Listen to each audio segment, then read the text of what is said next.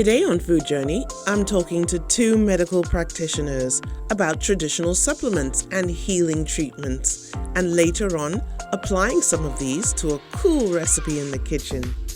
But first, let's meet Dr. Alera Roberts, a medical doctor and senior lecturer and consultant for the Lagos University Teaching Hospital.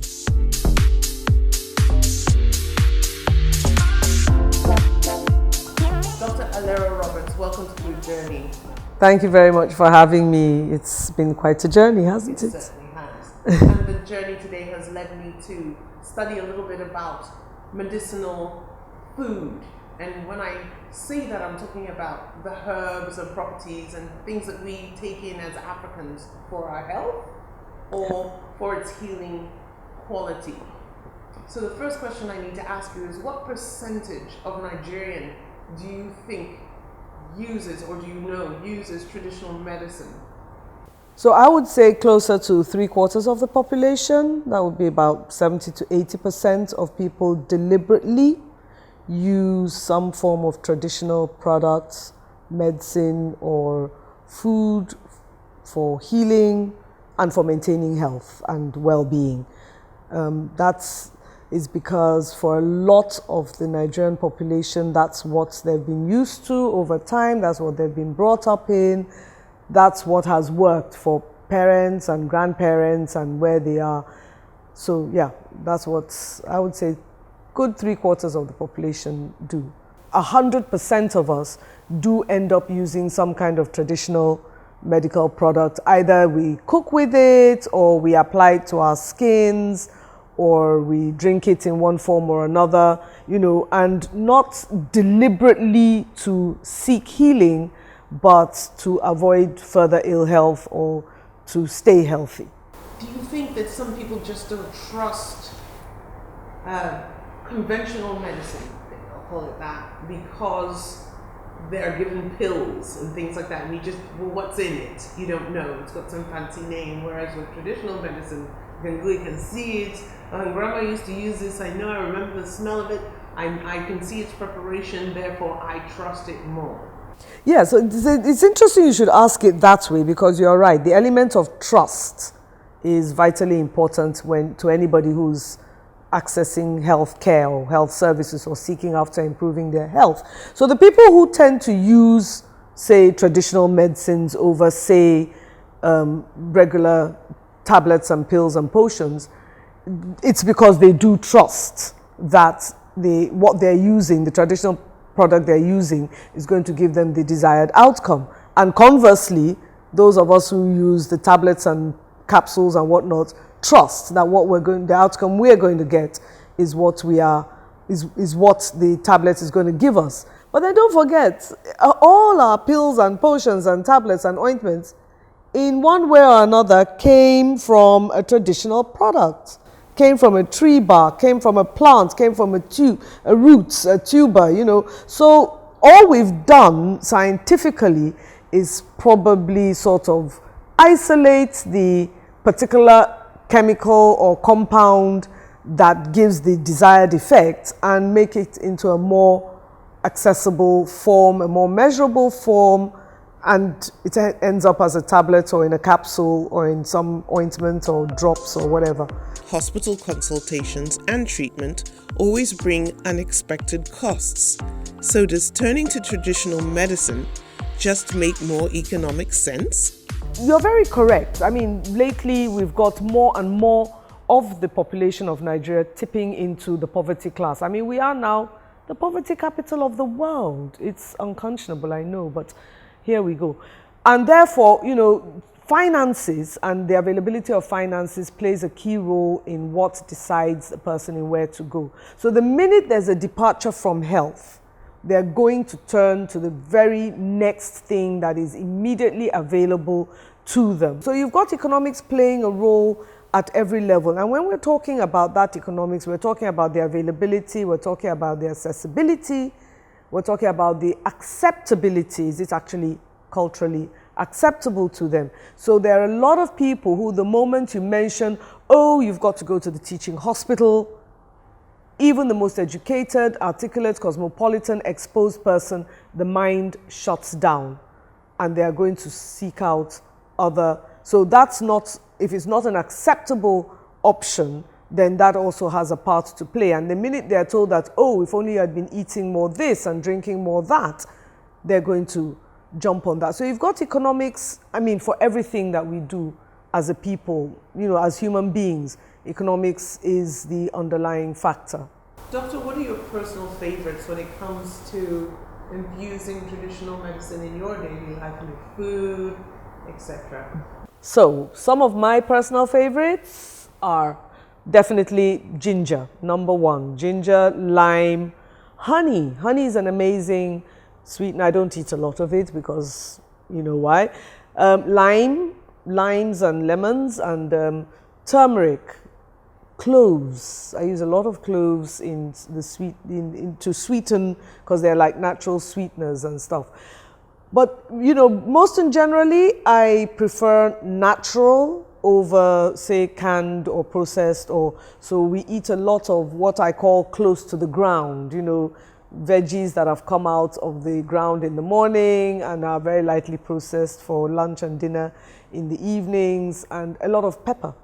Pepper's good. I like peppers, both the spicy ones and the sweet ones, because those have a lot of capsaicin. I think that's the name of the ingredient. So one of the things that one has to, no, I don't do bitter cola. I just don't like bitterness.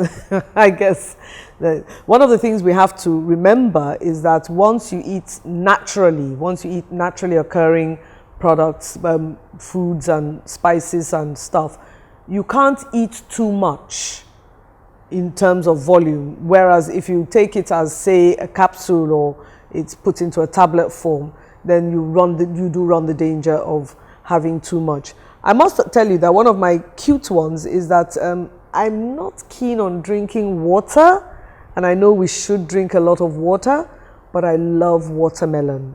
So watermelons, I found out, give you the water in a form that is the fastest to be absorbed by the body. Did you know that? So, you know, you can eat a lot of watermelons and your body gets the water in the watermelon much faster. Of course, there are other water-based fruits, but watermelons are probably my key secret ingredients. Dr. Alera Roberts, thank you so much for coming and talking to us, educating us today a little bit more about traditional medicine, coming from a medical doctor. Because later on this week, I'm going to go to Agege, the herbal traditional medicine section, and have a look at some of the herbs and medicines that we do take here in West Africa, in Nigeria, to be specific. Thank you so much.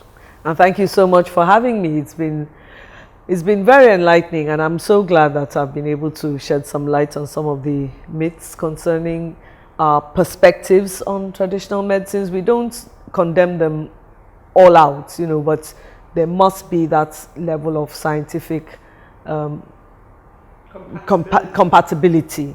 And there are pros and cons to both. So be open, don't lie to your priest or imam, to your lawyer, or to your doctor. Thank you. African traditional medicine has its roots in spiritualism and herbalism. Some believe that there's a spiritual cause for illness, so a two-pronged attack is needed to clear this. But today, I'm in Agege main market, looking at some of these medicines, edible and not, administered by local traditional medicinal healers who consider themselves doctors and must be certified to practice lawfully.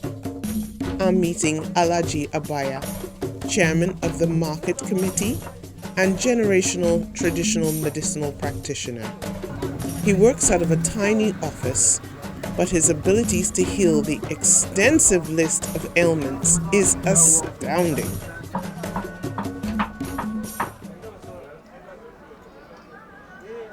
Good afternoon, sir. How are you? Fine, thank you. Lovely to meet you. How do you do?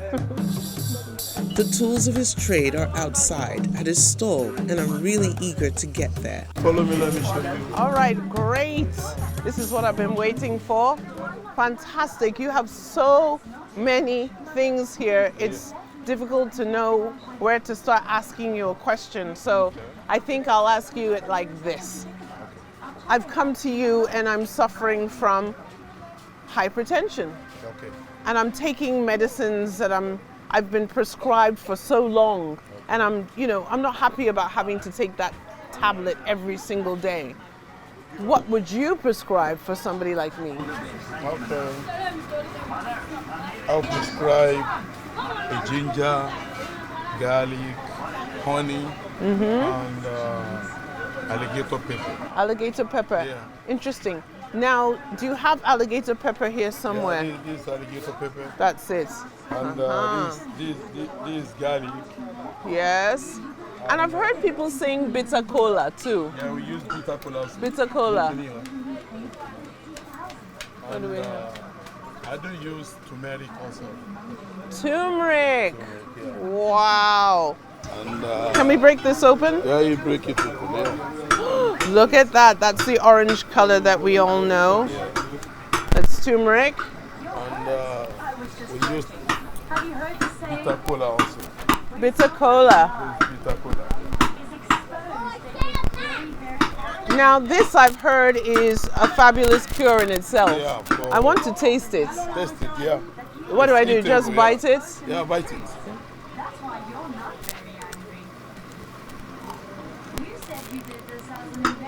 Bitter. Yeah, that is the name, bitter cola. It certainly is. And this is Garlic. garlic also.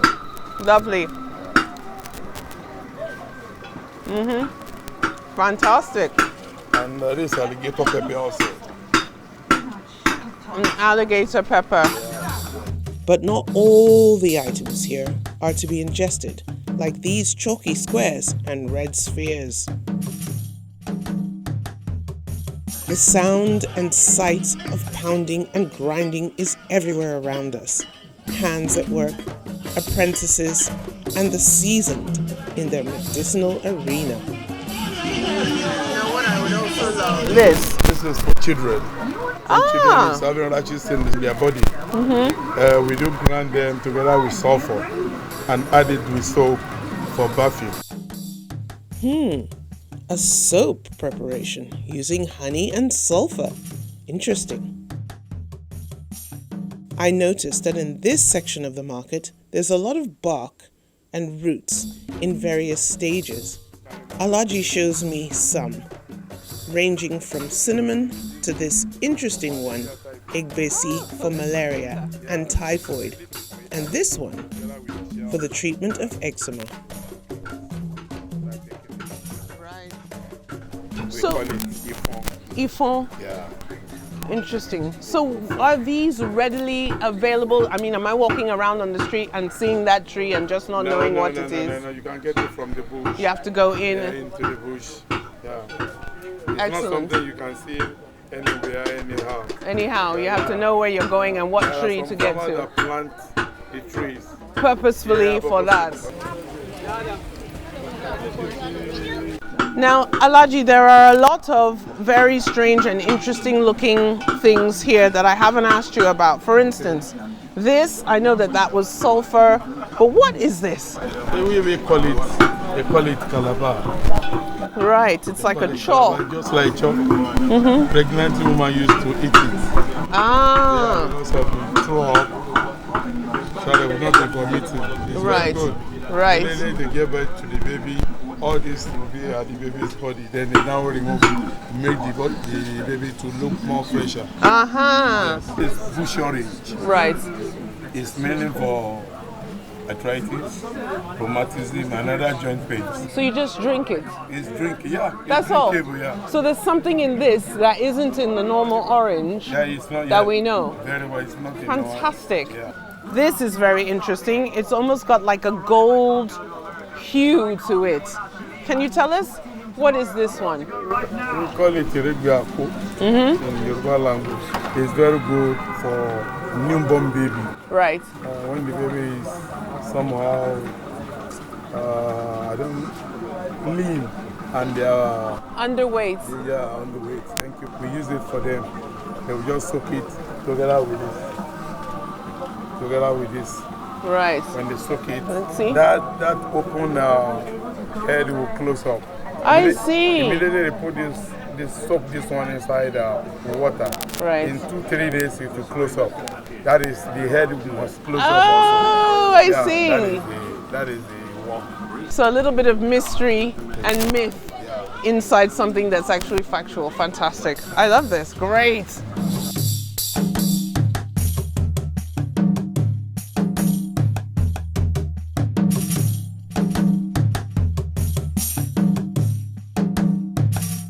Before I left, I followed Alaji as he showed me around more of this section, a labyrinth of medical stalls, mini pharmacies really. Alaji knows everyone. Yes, Larry, no jerry.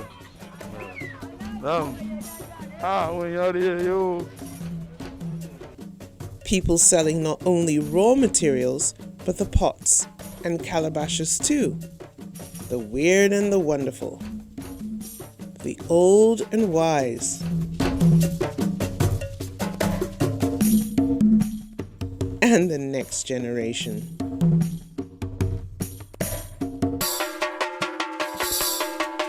Hi, and welcome to the kitchen. So now, after my visit to the traditional medicine part of the market in Agege and my various discussions, I came away with some prizes, some great medicine really, some spices, and come and have a look at them. So we have some prekase here.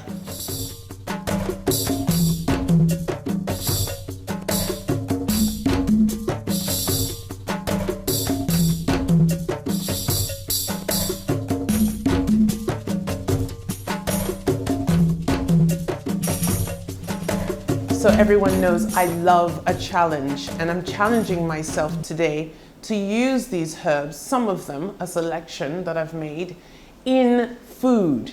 And I'm hoping that when I do these few easy recipes, it might prompt you to go ahead and try to use some of these spices in your own cooking. They all have great health benefits, as I've mentioned already, and let's have a go with our recipe number 1. And we're using the Negro pepper and rosemary to brighten your mood, and chili to speed up your metabolism, and some extra virgin olive oil. First thing we need to do is prepare the chili. I'm just taking off the top of it, and I'm going to split it down the middle because I need to take the seeds out. I want this oil to have heat, but I don't want it to be overbearing. So just in half there, and with a sharp knife I'm just slicing out the vein in the middle with the seeds and just get the rest of them out. Lovely. And I'm just bringing forward this mortar to crush maybe 2 or 3 of these lovely pods, simply to release some of the oils and expose the inner seed. So I'll show you. That was noisy. And there we go. So we have our ingredients ready. The idea is to gently heat these ingredients without cooking or allowing them to change color. 2 chilies and the 3 grains. Then they will bathe in this olive oil and begin to transform it. The full liquid gold, the olive oil. There we go. It's better to have too much oil than not enough. And that's what's going to go on the fire. Afterwards, we'll decant into a clean, tall bottle to make it all look nice.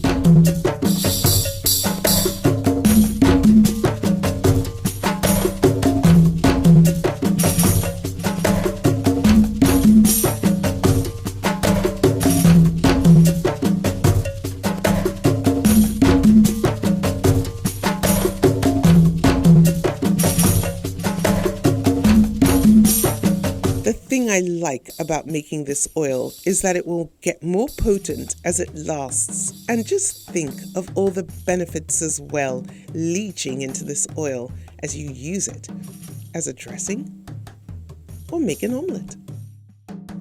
Here we go. Gently.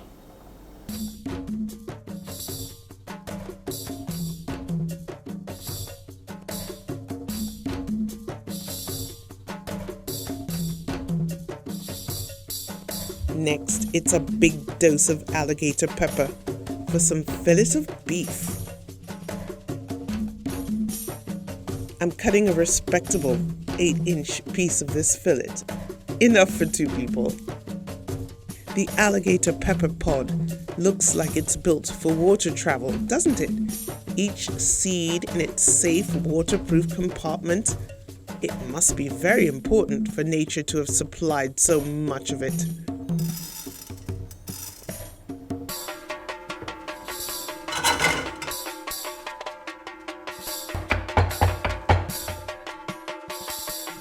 We're just lining up some white pepper on the plate and some alligator pepper too, a little salt and a mix.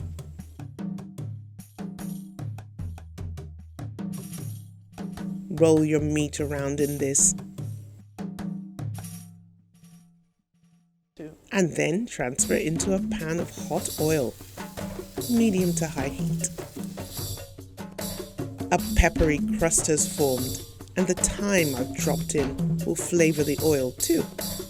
Right, our meat feels ready. And we'll just let it rest.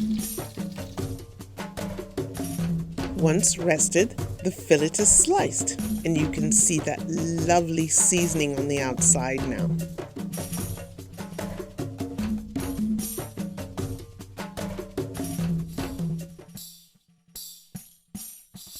Just because it's beef doesn't mean it has to be eaten one way.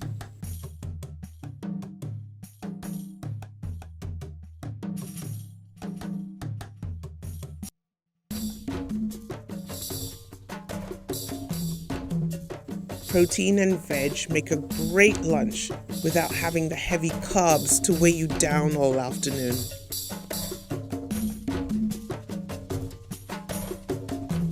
So let's finish off with a lovely cup of ginger and clove tea. Tummy soothing and fragrant. Just a pinch of each. And steep for 5 minutes. You can reheat too.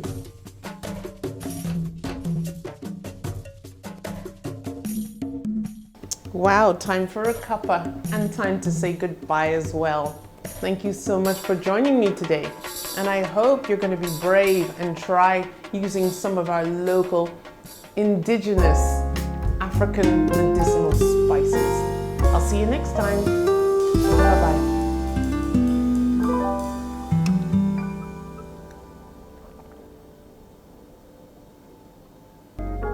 Food Journey has a new Insta. If you were following us before, come and follow us here now at Food, Jerny.